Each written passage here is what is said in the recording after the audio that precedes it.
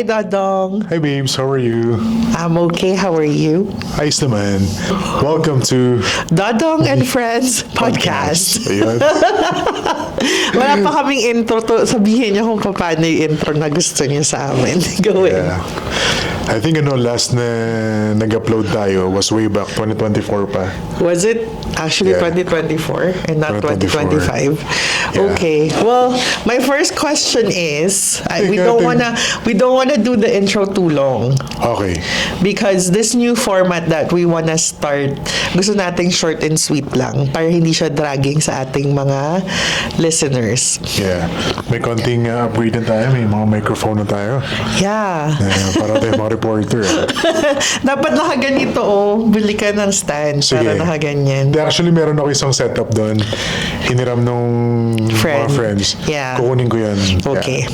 Well, anyway, to start this, I wanted to ask you, why did you want to do this podcast again? Well, syempre. What triggered it? Yeah, kasi syempre, ang tagal na nating walang upload. We have been very busy with a lot of things na nangyayari. Tsaka nakakonsentrate talaga tayo sa mga clients ngayon. Client care. Kaya, at the same time, ang daming mga needs na mga followers, mga clients na may mga questions sila. And nakikita rin natin may mga misleading informations na lumalabas sa social media Because of all of the changes. So, it's creating confusion, it's creating fear sa mga sa mga nasa nakatutok sa social media. Kaya pag may mga lumalapit sa atin, tatanong, sir, tama ba itong ganito, ganyan? Sabi ko, teka, saan yun nakuha yung resource na yun? And I think one of the main objective nitong podcast na nire-launch natin is to really give them information, give them guidance. And Kasi nakikita ko maraming nagme-message sa social media pages and all of that. Pero hindi naman lahat yun talaga masasagot mo. So, again, this is a way na masagot mo yung generic questions and mas maraming taong makakarinig ng sagot. Kung hindi man kayo masagot agad, baka nasa podcast yung sagot sa tanong nyo. Yeah, kaya it's very important na follow us guys sa Spotify, and then we're going to post this video sa YouTube din, pati sa YouTube TikTok and your TikTok and Facebook. So Dodong is not very active on Instagram. So if you wanna get in touch with him, he's more on TikTok and Facebook, no? Facebook talaga siya.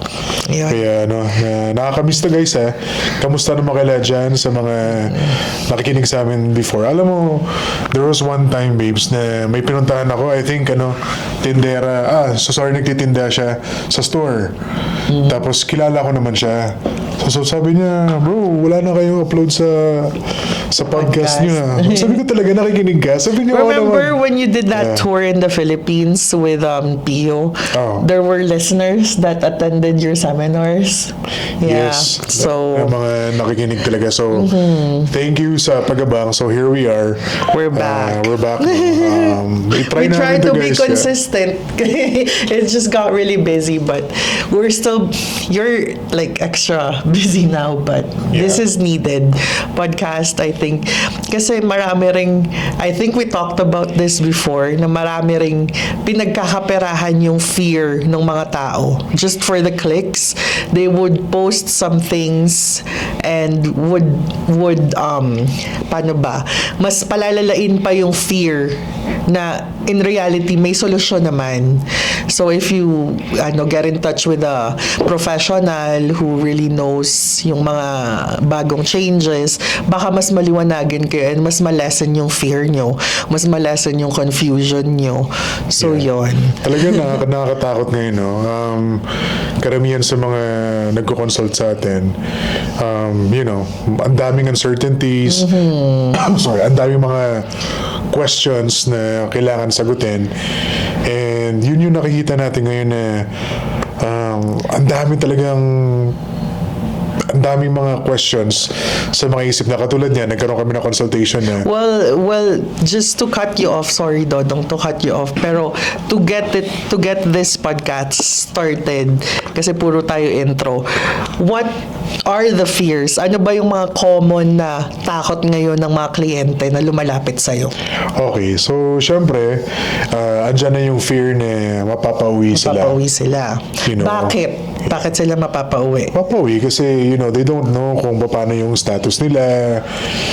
They don't know kung paano yung support ng employer sa kanila, kung i-renew ba sila. So yung mga takot na tao na mapapauwi, ano bang status nila right now? Ano yung most common na status ngayon ng mga tao? Yung iba naka-maintain status. Maintain status meaning, ano yun? Maintain status means maybe you have tried to apply for your extension, o kaya you've restored your status. You're basically waiting for a decision. Yun yung Okay. tinatawag na maintained. Before, ang tawag sa kanya implied. Okay. So, kaya maintained, no? Yung may mga takot din na yung katulad nga kanina, napa-expire na yung permit nila, hindi rin nila alam kung i-renew sila ng employer nila. So, they're kind of afraid na what happens next kung hindi kami na-renew? Ano ba ang solusyon? Ano ang solusyon? So, syempre, before mag-expire yung permit, so, pwede ka mag-apply for your work permit extension or closed work permit extension given you will be supported by your employer, right? Okay, so dapat talaga magpakabait kayo sa employer para i-support yung, kasi it goes both ways naman rin, 'di ba? Us as employers, we will support rin naman the people who support our business. So, yun. So, magpakabait rin tayo as employees. Yes, but at the same time, because of all the changes ng LMIA process and then mga requirements, may mga employer na they really wanna help that worker. Pero Kaya because of the regulations ngayon, they can't Hindi do nila anything. kaya. Okay. Katulad niyan, dito sa Alberta, kaya if you own a restaurant, no, if you wanna extend your cook, dati nasa 20 plus lang yung binabayad mo sa kanya. An hour. An hour. Okay. Ngayon, if you wanna apply for that position na, $36 an hour na. Okay, so sa business-wise, hindi kaya ng negosyo magpasweldo ng ganon. That's what you mean. I know. So, we spoke to dati, no? Owner siya ng Tim Hortons. I think he has 5 or 8 branches here in Calgary. Talagang super established na siya. Ang daming mga workers sa mga branches nila na pare-parehas yung situation. So, nag-usap kami nung employer na tatanong siya, how can we solve this, no? So, syempre, we have to be very honest with all the changes ngayon. Sabi niya, gustuhin ko man na tulungan sila. Hindi talaga. I can't do anything, no? Kasi yung mandate kay LMA Babes, because of our unemployment rate, ang dami mga locals, PRs, sa citizen na walang trabaho. Walang trabaho. So, sinasabi nila, why do you keep on Unahin hiring natin ang mga locals, yes. But at the same time, the argument there is the locals don't really want the jobs that these contract workers are willing to take. Pwede Diba? yan, oo. May ganun rin. So, Lalo na mga labor-intensive na yeah. trabaho. So, it's really, Yeah. I don't know. Yeah, nakakatakot talaga ngayon, to be honest, no? Kasi in fairness naman, katulad niyan, yung iba, you left your high-paying job, no? Sa Philippines, Sa Philippines or or kung saan wherever. man yan. And then nag-invest ka talaga dito, maybe through study permit, or ganyan. Tapos all of a sudden, after, So, okay. So, number one, yung mga yung renewal nila, baka hindi na ma-renew. What other situations ng mga tao na natatakot ngayon dito sa Canada? Okay, so yung iba naman is the fear of unknown, kung paano ba mag-navigate towards permanent residency. Okay, which are, galing sila sa permit? Galing sila sa student? Ganyan? Yeah, merong ibang student, merong ibang naka-work permit. Oo. So because of all the changes ngayon, hindi na nila alam paano mag-navigate. Or kung meron man silang idea, hindi full talaga na. Or luma na. Or Yung luma dati na, pang outdated. policy yun. Yeah. Yeah, so kung nasa kung nasa sapatos tayo nila, nasa situation tayo nila, talaga nakakatakot. Is there any future for us ba? For us or for our family na makapag-PR? Right? So, yun. So, ano yung solusyon mo doon? What do you usually, in general, ano yung usually na ina-advise mo? So, yung ginagawa natin doon, babes, is before we do any advice, no, we really take a look at muna yung situation Kasi nila. individual talaga yung cases, no? Very, Hindi very tailored. Yeah, tailored talaga sa kanila. That's true. Tapos, may mga... Kasi, pag pupunta sila sa office, stress na yan sila eh. So, yung pinaka-goal ko dyan is, how do we alleviate that stress? Or kahit paano, makapagbigay tayo ng To information. educate them. Yeah. Kung mang talagang sadyang uuwi sila, at least na-explain mo lahat ng possible scenarios Correct. bago sila umuwi.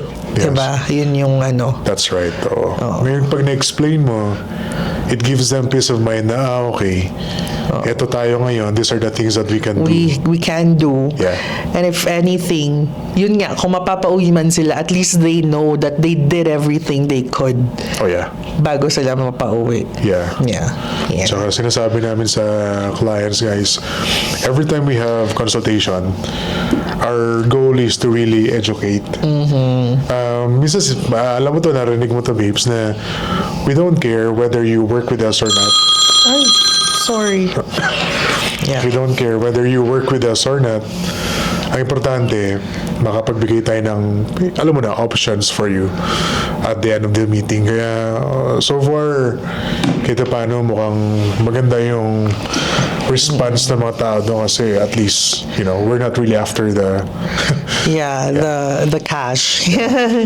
So, is there anything else? Ano pa yung mga mga common fear ng mga tao ngayon dito sa Canada na So, kasama na nga doon sa fear because of the challenging or the changing policies, no? Na hindi mo na masusundan. So, baka may mamiss ka dyan, so nakakatakot na sana nagawa ko to, pero dahil hindi ako well-informed, yun.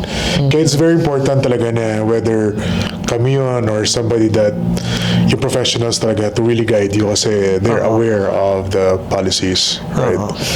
okay. Isa sa mga fear na nakita ko recently and I've posted this before. For example, if you are working with a company, an agency, or a ghost consultant man yan, right?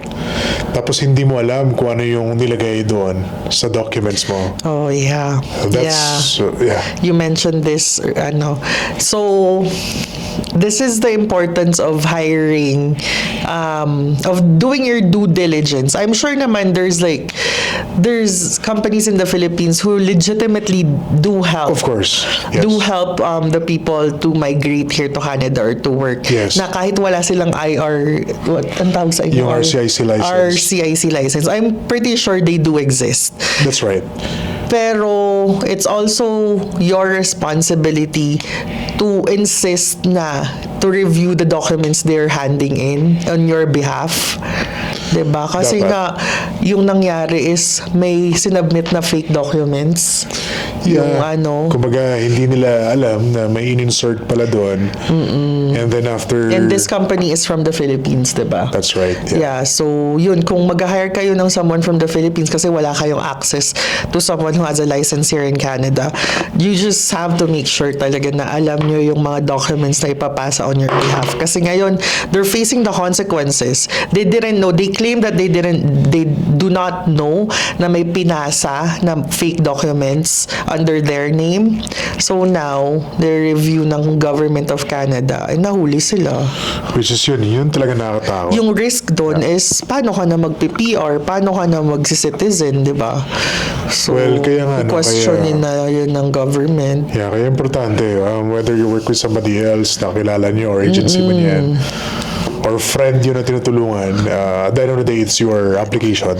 Yeah, So, insist you nyo have to, talaga na pwede bang review natin to? Meron ba tayong, always ask, meron ba kayong final review before submission? Ganyan. Correct. Kasi at the end of the day, it's your name. Yeah. Pag napasa nila, wala na sila eh. Tapos na yung job nila eh.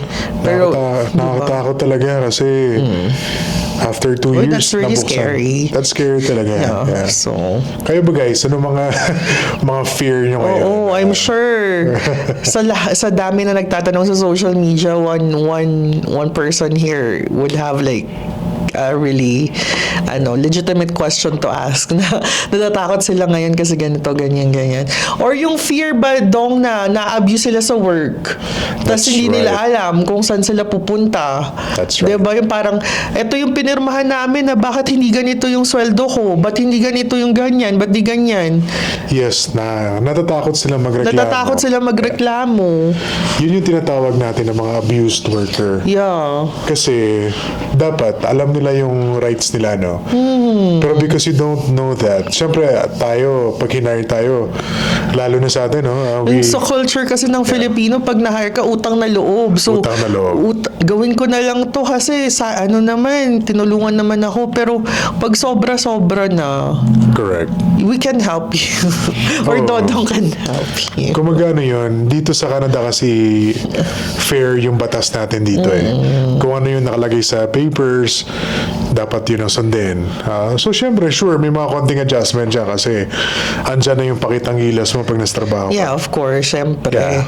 Pero, pag nag-over na, over the line. Parang yeah. hazardous na sa'yo health mo, Yeah. sa mental health mo, or hindi ka na nire-respeto, yung ganong Or may type. sexual abuse. Sexual abuse, verbal abuse, physical abuse, any type of abuse. Diba? Yeah, Kasi kaya- Filipinos naman magaan naman sa loob nating tumulong eh. Like, yung konting punas dyan, kahit di mo trabaho, magugas ka ng ganyan. Okay lang naman yun. Pero, alam mo naman pag na-abuse ka na, Takot sila na pag nagsumbong sila, pauwiin sila. pawin sila mawawala ng permit, no? Yeah. Grabe yung mga stress na mga dinadaanan ng tao. Ang dami namin ginawa na vulnerable worker. Yeah. Na hindi ka lang bayaran sa overtime, that's vulnerable. You're subject see? for complaint. Yeah. Yung iba naman,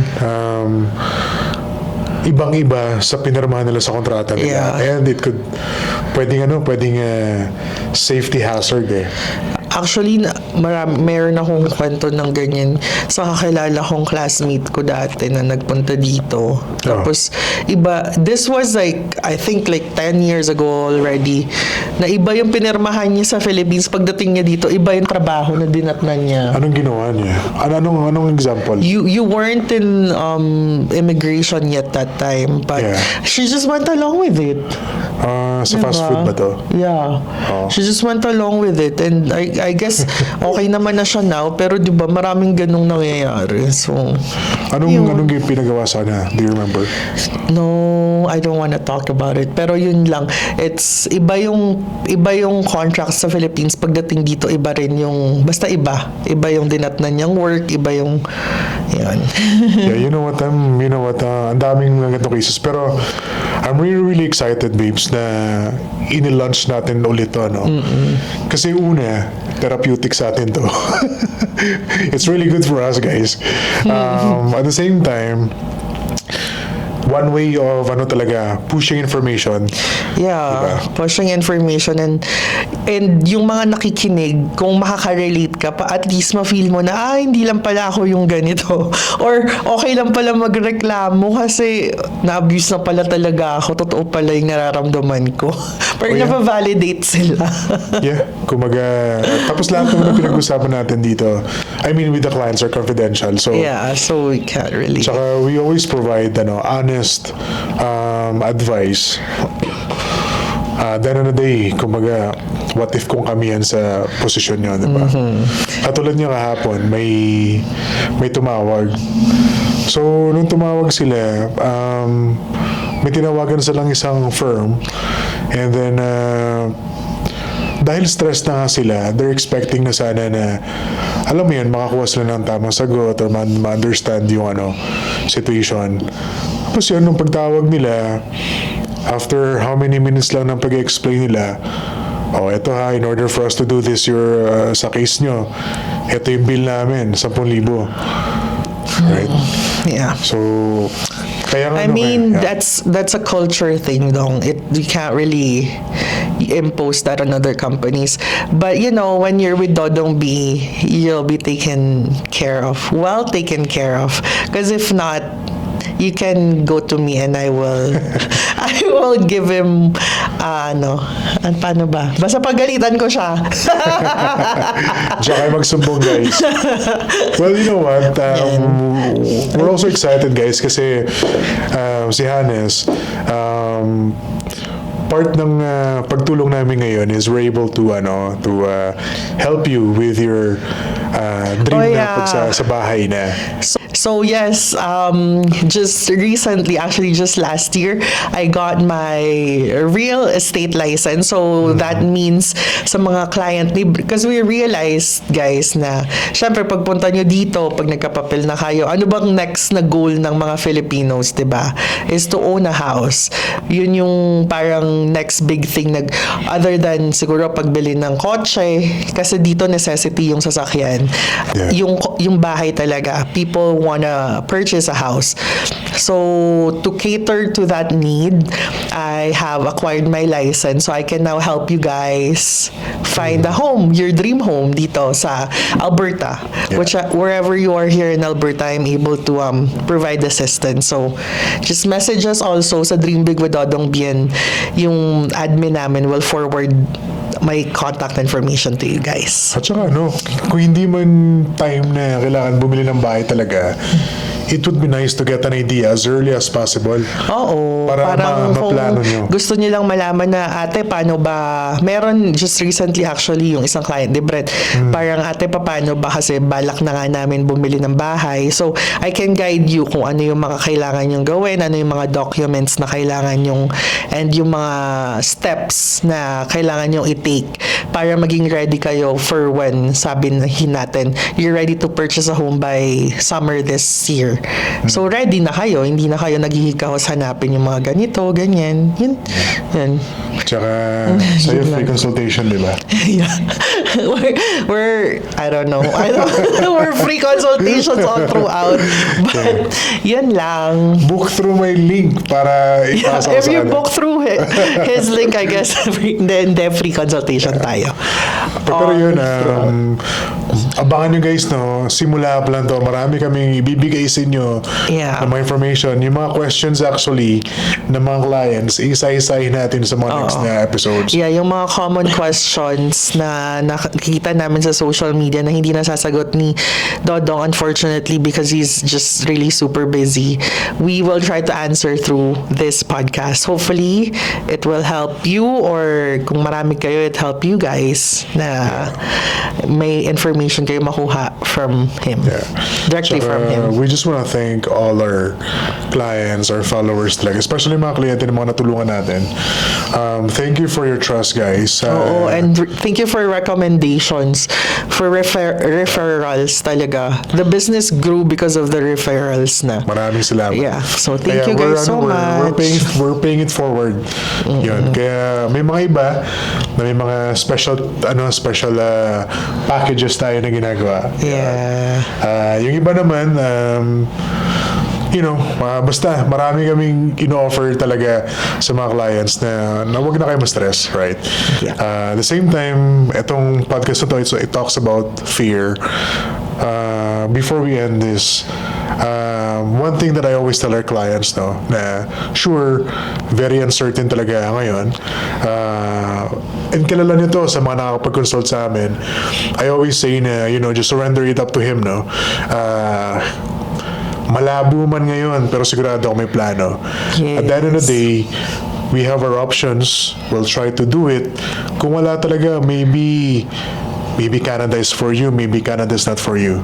But hanggat meron chance or hope, give it a shot. You never know, right? Well, in layman's term, I think what Dodong is trying to say is nasa Diyos ang awa, nasa tao ang That's true. gawa. That's true. So, you can only do so much dito, but you have to really pray for your application. goodness. Yes, that's right. Yeah, That's right. yun yung point. Okay. So with that, I think we've talked enough para hindi kayo masyadong mabore, hindi kayo masyadong magsawa. We'll end this podcast here. Thank you See guys for listening. Follow us Bye. Spotify, YouTube, Facebook, TikTok. See ya. Bye. Bye.